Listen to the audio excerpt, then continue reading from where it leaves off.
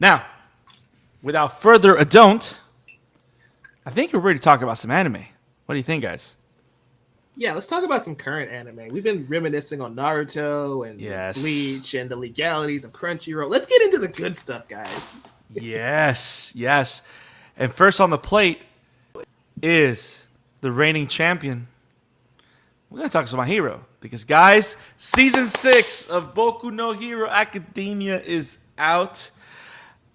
Season 6, episode 114, A Quiet Beginning. What an episode. So much happens. And the first thing I got to say, I am so glad we didn't get a recap episode. I think this is their most creative episode yet because it serves as a recap in a way, right? Hawk still details what the plan actually is from the last season, True. which I think is great. It's true. Well, and the funny thing is, it's a proper recap. Now that you say that, it makes me think it's actually a proper recap because if you remember, in most seasons premieres, it's a recap in the form of a filler episode. Right. It's an episode that has nothing to do with the book. It comes out of nowhere and it tells you everybody's quirk again. We don't know Bakugo has explosions, man. After 5 seasons and 100 episodes, come on. Yeah, it makes no sense. But we do find we go back to Hawks. We know the plan. We see where he is, trying to find more information about the location. But the best thing about it is we hit the ground running, guys.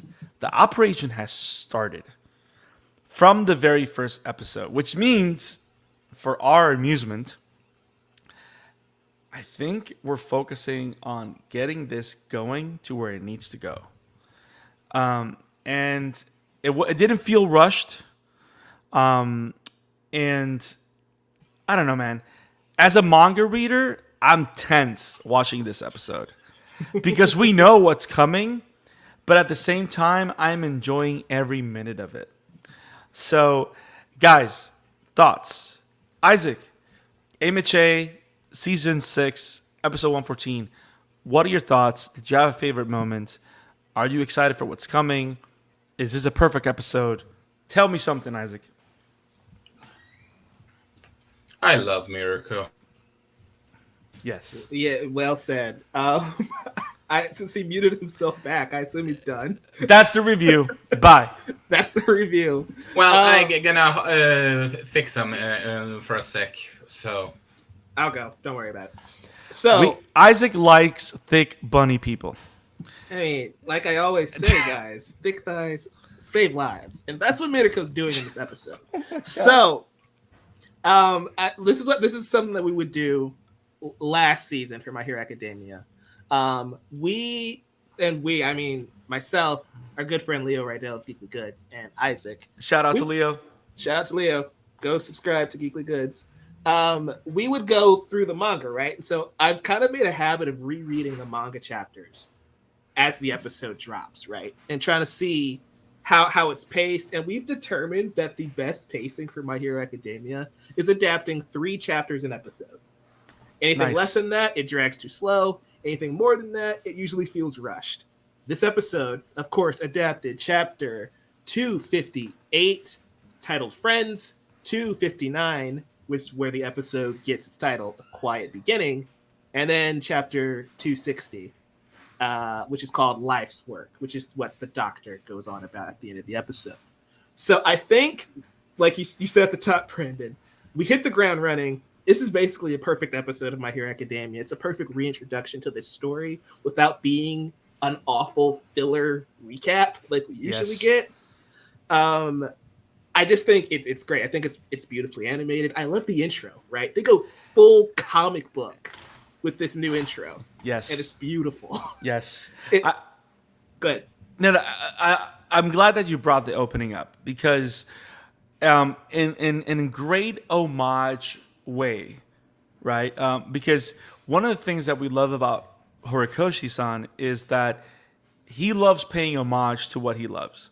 He celebrates a lot of the literature that he enjoys, through the book in many different ways, and we talked about it. Like Spider-Man, there's hints of Batman. There's a lot of hints of different heroes. There's hints of Superman with All Might, or different versions of a Superman-like character in All Might. Right? It's like his take on these ideas and these characters, apart from the whole philosophy ideas of villain heroes and stuff like that.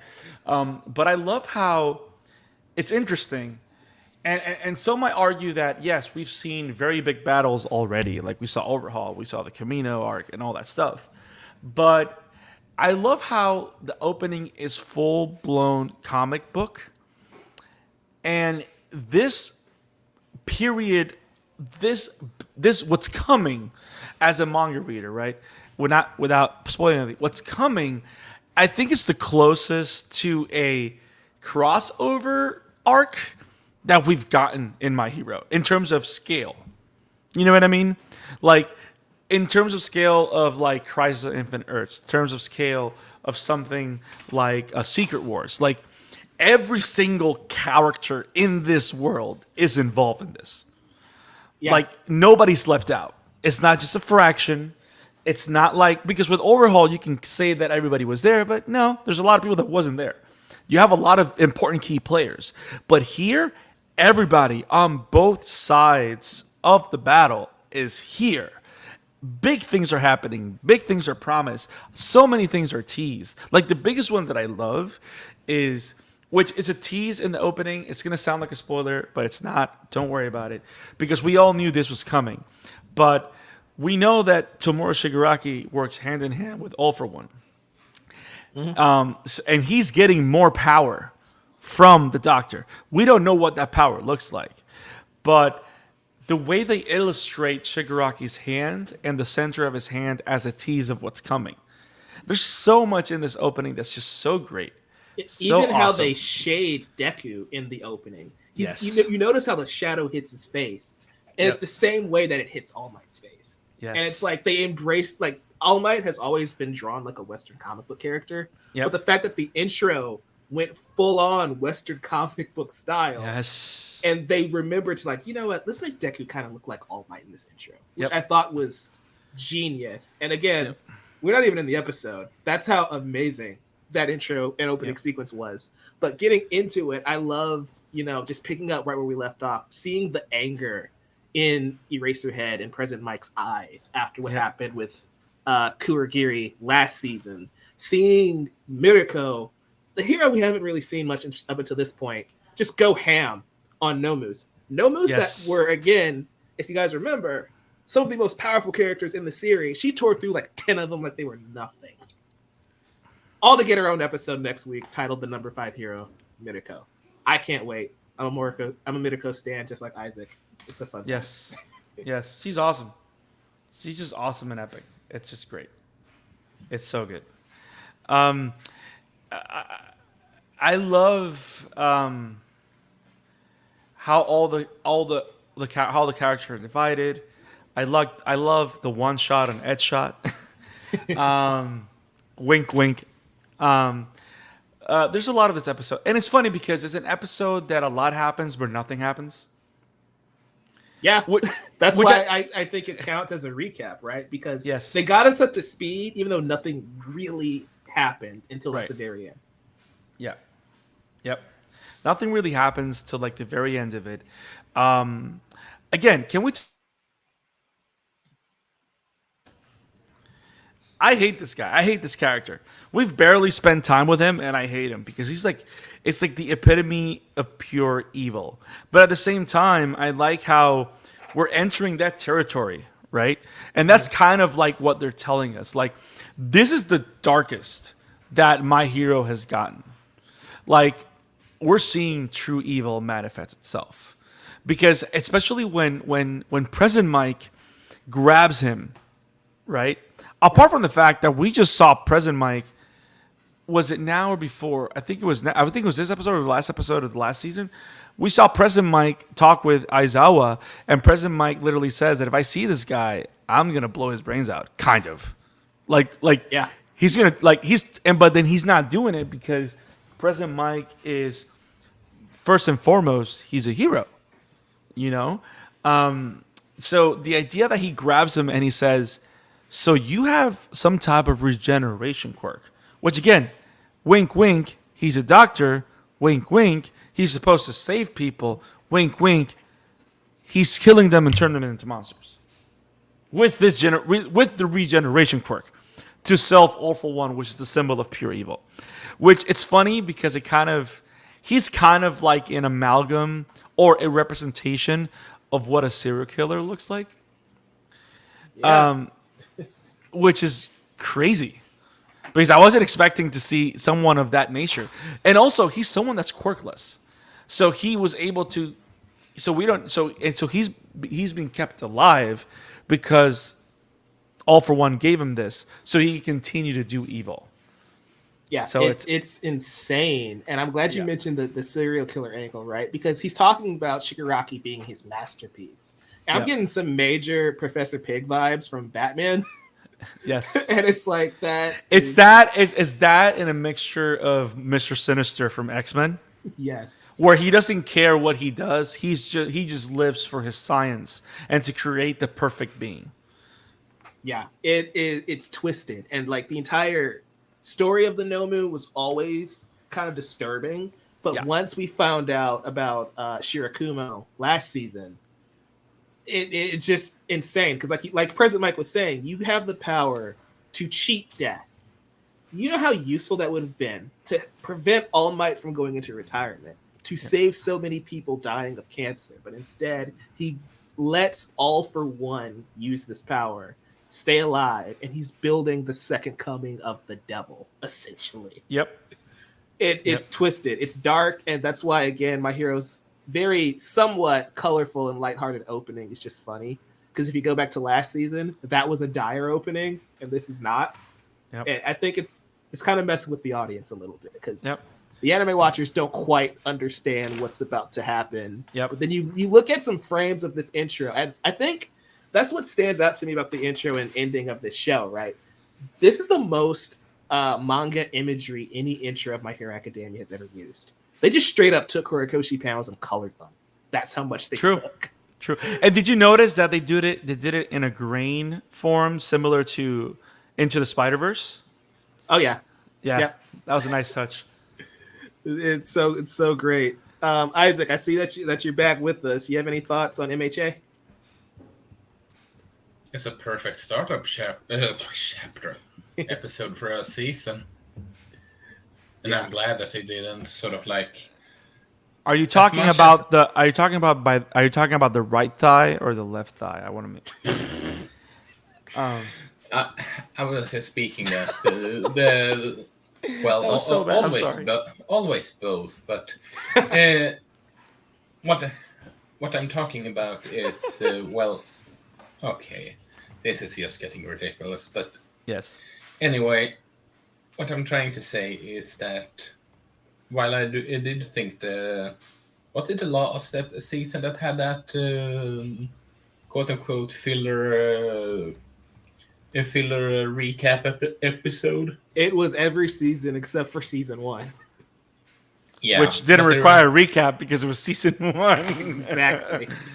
Okay, it was. I think it was last season's recap filler episode. That because this is how should I put it?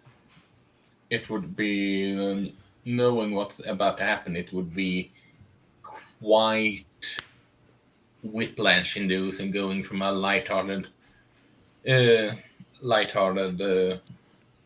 recap episode and then this. Mm-hmm. Great. If you catch my drift. Yeah. 100%. And I think it's also interesting because you mentioned Brandon, like this is the Secret Wars, the Infinity War. Hello, Leia. What's up, my dude? Yo. This is the biggest arc in MHA, and I think it's fascinating because we always talk about how many characters are in this series. Did you guys notice that in the intro, for the first time ever, Uraraka's not in it at all? Which I think is crazy to me because every intro made sure to always feature all of Class A. But there are so many pro heroes and so many other characters, so many villains that are in this season that are in this opening, the Uraraka is not in it, which is just crazy how it shows how far the series has come to where there's characters being left out now.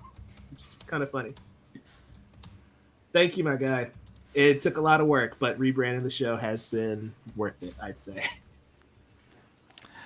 But yeah, the fact that it's funny because you caught it because MHA is your jam and you're like a built-in encyclopedia of MHA, which respect. Because I did not catch that she was missing. But also the other fact is also true. This is like it's the first time that every single character in this world has a purpose in some way, shape, or form. Which is why I find this coming arc very complex and very interesting, because it's you know how the whole thing with Crisis of Infinite Earths, worlds will live, worlds will die, the multiverse will never be the same, whatever. Like, this is the type of arc. And the funny thing is that ever since they've promoted season 6, it's had that vibe. You know, we knew it was going to be big. The last season ended in a cliffhanger, but we knew that the heroes, or at least we assumed that Class 1A was in a good place. But it was very calm before the storm. And I love how we started right at the storm. So I am so excited. So excited for what's coming. My favorite moment in the book is coming very soon. And I can't wait for it to happen. But yeah, I love how also the previous ending of season 5 and this particular season starts. It also finds a way, and the opening does a big job, does a lot of the heavy lifting, I would say. I love how they're putting Shigaraki front and center as the villain. This is the first time that we've done this. We've seen the rise and evolution of the character, but we've always seen him as just another shonen character, but on the wrong side of things, right? The fact that they're making it a point that, no, Shigaraki's front and center. No, he's the leader of a big organization. No, he's getting the power to fulfill his dreams. I love that contrast because, of course, the best villains are in direct contrast or dichotomy to the hero, right? Mm-hmm. In one way, shape, or form. So I love how Deku wants to build a safe society. Shigaraki wants to destroy society. And they're both fighting to get power. So just as Deku's leveling up, Shigaraki's leveling up.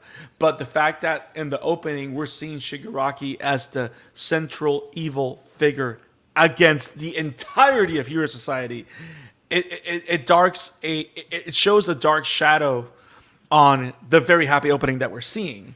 And I don't know. I can't wait to see how this continues to develop.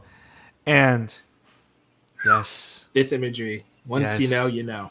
Yes. And it's funny that you show this because we don't know if we'll even see this season. But I love how they're saying, "Hey guys, tip in the hat. Hope you." It's like the show's way of saying, "I hope you're keeping up." Yeah, it's again one of those if you know you know type of situations. Yep.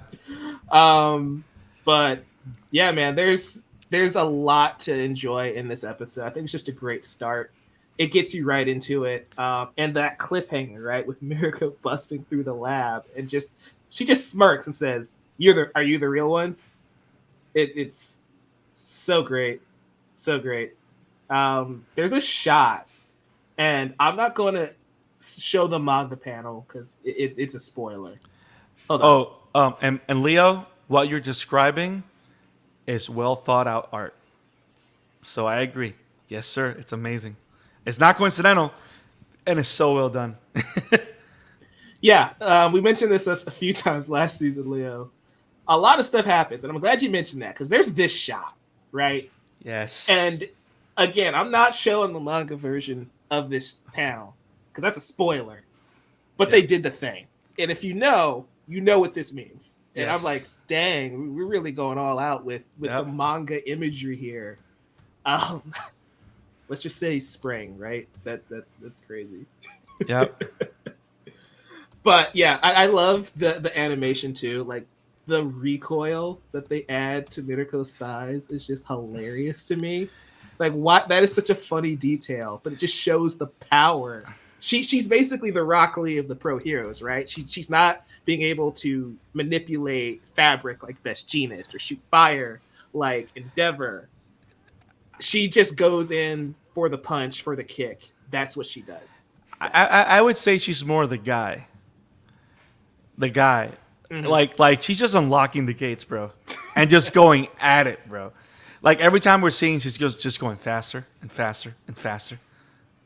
I love Leo's comment right here. I guess he missed Isaac's entire review was just 5. Let's bring back the main theme of the episode. No, which of it's course not just my entire review, and yes, thick ties save lives. But I digress. And I think you guys celebrate with us, Leo. Yes. Yeah, and I have lost my train of thought right now. Yeah. I don't know why, but I feel that if anybody was going to embrace and enter Rick Sanchez in the My Hero Academia universe, it would be Mirko for some reason. Because if you guys remember the dragon episode from Rick and Morty when he goes like, "Hey, are you going to go slay the dragon?" And Rick goes, "First of all, I always slay it, Queen." That's like Mirko right there. Yes. Mirko always slays it. She's the best. I'm glad Leo dropped this in the chat though. What was your favorite moment from this episode? I'm trying to think. I think it's going to be that present Mike moment. Because the intensity first of all, Present Mike is awesome, right? But he's always been like a background character. But I love how, because of his connection to Aizawa, that has always been alluded to, the fact that they've showed us the connection that they have through that mutual friend that we found out was murdered and brought back to life by this horrible person, right? I love how you're able to see the integrity of the character of Present Mike. He's not just a loudmouth. Like that this particular arc and this moment, I love how they present Present Mike as an actual person. Does that make sense? Yeah. As opposed to that comedic version of himself that we all see and know. You know, it's kind of like we've always met the All Might version of Present Mike. We've never met what's All Might's real name? Toshinori. We've never met the Toshinori version of Present Mike. Does that make sense? And we finally met him last season. And in this particular moment, when he's grabbing the doctor, we see him that way for the first time. And I love the humanity and the power in that scene and the intensity in his eyes. And it's like, and of course, there's great action scenes coming with him, so it's awesome too. But I love him being there and I don't know. It was just a touching, powerful moment. I think that's the most powerful, emotional moment of the episode. That moment right there is my favorite. Yeah. Isaac, do you have a favorite moment from this one? Big ties save lives. Okay, yeah. I should have saw that coming. I'm sorry. Yeah. You shouldn't have asked. So for me, I'm kind of on the same track as you, right? Where I love seeing a different side of these pro heroes, sides that we haven't seen before. And I really love the scene between Shroom, Kaminari, and Midnight, right? Where she's reassuring her students that, yeah, they're being put on the front lines, but it's for a purpose and it's for a reason. That's why they come to UA. And we haven't seen that warmth from Midnight before. She's like Present Mike is usually used in a comedic effect. We never really gave her those moments with those students one-on-one like that. So I thought that was a really nice touch for that character. Yeah. And especially like giving us a reason on why this specific group of kids are on the front lines. There's a reason Bakugo and Deku and Shoto aren't on the front lines, even though they're the most powerful kids in their class. I just think that's that's a really interesting moment, a really great character moment for one of the teachers we don't see that much of. Especially again, we don't get a lot of female pro heroes in this story. So True. I just thought that was a really nice small moment with Midnight. Also, another heartbreaking moment, right, is Twice and Hawks, and that's painful because you know that something bad's going to happen. You know that Hawks is going to have to betray Twice's trust, even though Twice is like the nicest guy in the world, and you see his origin story.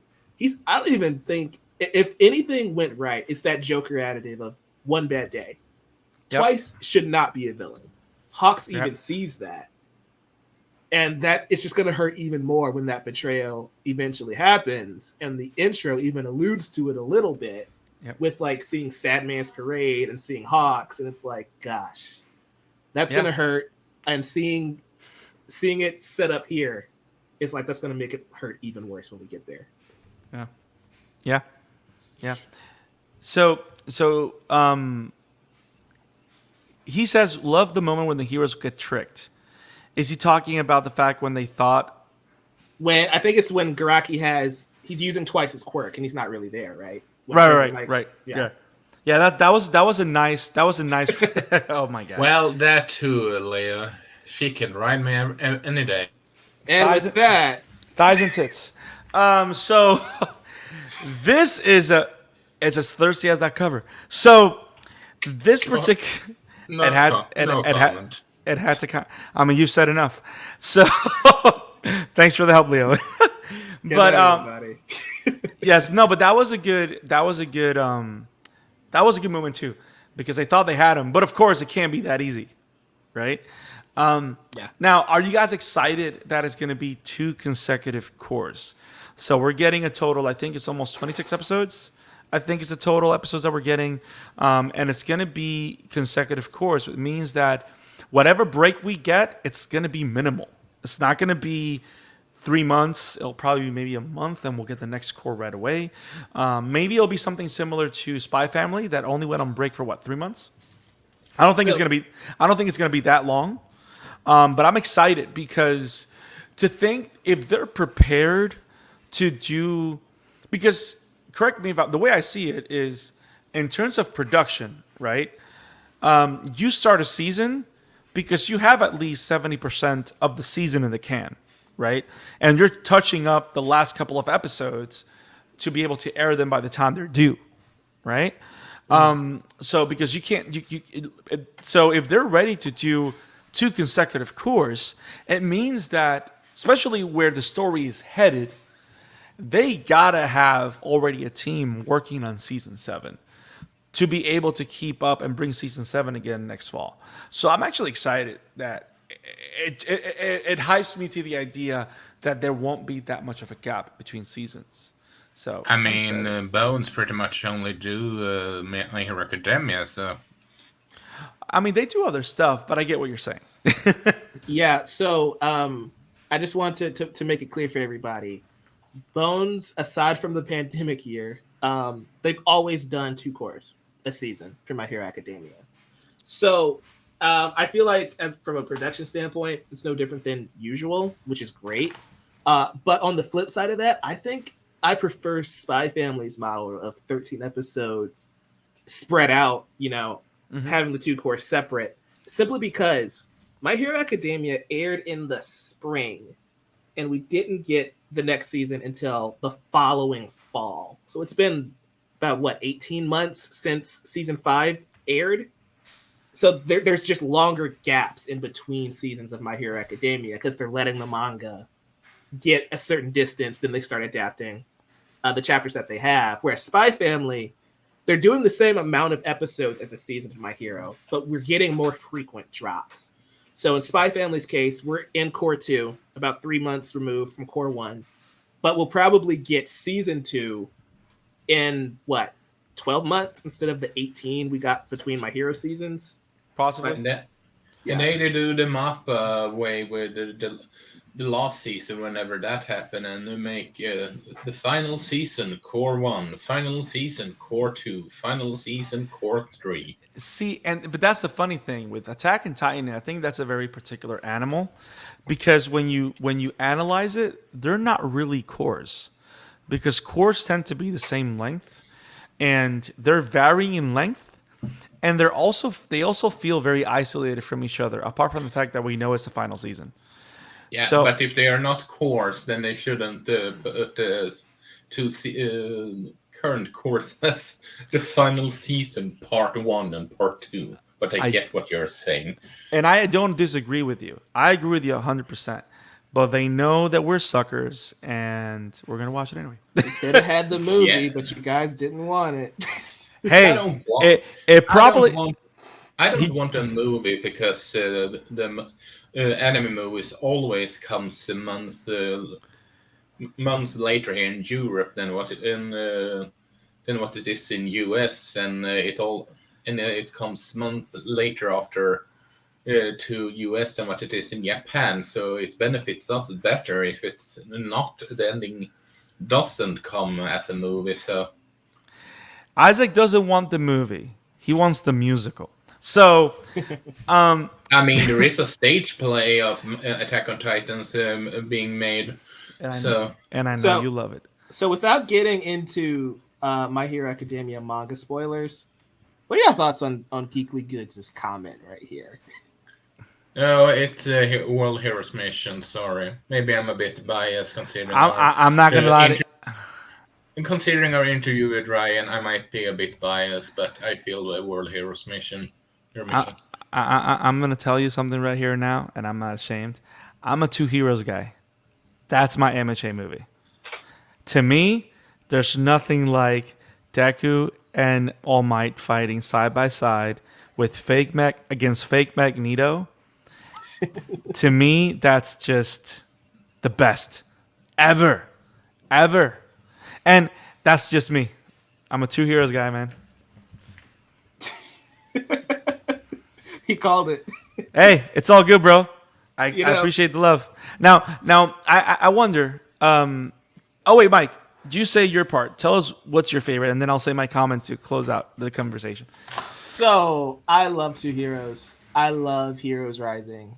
I enjoy World Heroes Mission, though I think it's the weakest of the three. Agreed.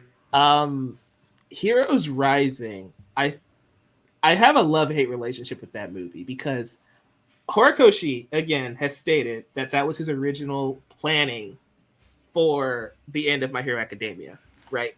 And you can feel it, but I also hate that Chimera is Dabi. He's a stand-in for Dabi. 9 is a stand-in for Shigaraki. And I kind of just wish we got that, where it was Dabi, Shigaraki, Toga, the League of Villains at the time, especially if it's a non-canon movie. But, True.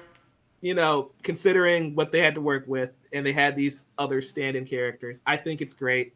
I think it's the most rewatchable of the three because Two Heroes, it's very slow paced compared to the other two movies. Agreed. Which is fine. It's not necessarily a knock against the movie, but I feel like it'd be easier to rewatch these other two if you're in for a battle shonen, which is what My Hero tends to be. But My Hero is also partly slice of life.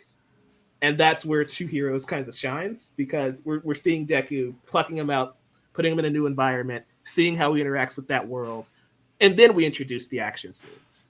So I think they all have their place in the world of My Hero. It just really depends on what you're into, though I do think I lean towards Heroes Rising because, again, that ending is incredible. But it's also, I feel like, the easiest rewatch of the three. I think my biggest appreciation for Two Heroes comes from the fact that it feels the most it feels like the most connected one to the show. I think it's the only one that's officially confirmed to be canon. Right. Because what I love about it is that it's the only one that you can watch and feel connected to everything that you've seen from the show before. Heroes Rising has that. but it's a lot more isolated, I would say. And just again, All Might, all day. But yeah, Heroes Rising. Two Heroes. All of them are great. Now, the last thing I wanted to talk about to close out the My Hero conversation is what do you guys think? So, in regards to the two cores, do you think that the two cores are going to be evenly divided, or do you think that they? I can't disagree with that comment. It's just great. It's just great. Do you think they're gonna be evenly separated, or do you think that they're gonna do a Demon Slayer, where they're gonna do the selection of episodes that better fit the story? Are we getting a longer core first and then a smaller core? How do you guys think they're gonna play it? I guess I'll go. My Hero Academia. This is okay. So we're manga readers. I'm not going to spoil plot details. Don't worry. But we know how this story is going to go. Right. And the war is paced differently from the rest of My Hero Academia. So you can argue that these two cores are going to be one story arc as opposed to being two story arcs. So I feel like, when they go on their little break and in the intro and the ending change, get new songs, I think that's going to just be kind of post-battle going into the second half of what this entire war encompasses, if that makes sense. Right. And that might be 13 episodes in, that might be 16 episodes in. We're going to reach Attack on Titan points where it's like, yeah, this core is probably going to be 16 episodes and the next one's going to be 10 episodes. Right. I think that's kind of where, especially how the manga's paced from this point forward, it's going to feel like that. That's actually what I hope they do, because I feel is them doing the editing in favor of the story, which is very important for what they're trying to tell and express now. What are your thoughts, Isaac? I think you guys are spot on. Yeah, because we're Dalmatians. If you look back at previous seasons, right, you can split them almost right down the middle, two course lights, right? But you look at it's usually two and a half arcs per season. So like last season we had the Class A, Class B arc, we had the My Villain Academia arc, and then we ended it with the Endeavor Agency arc. So it was the Endeavor Agency arc is very short, so they're able to kind of tack that on at the very end. So they covered 3 story arcs within those 2 core. I feel like it's going to be a similar situation with this season. Great. So I'm excited, guys. My Hero's back, baby.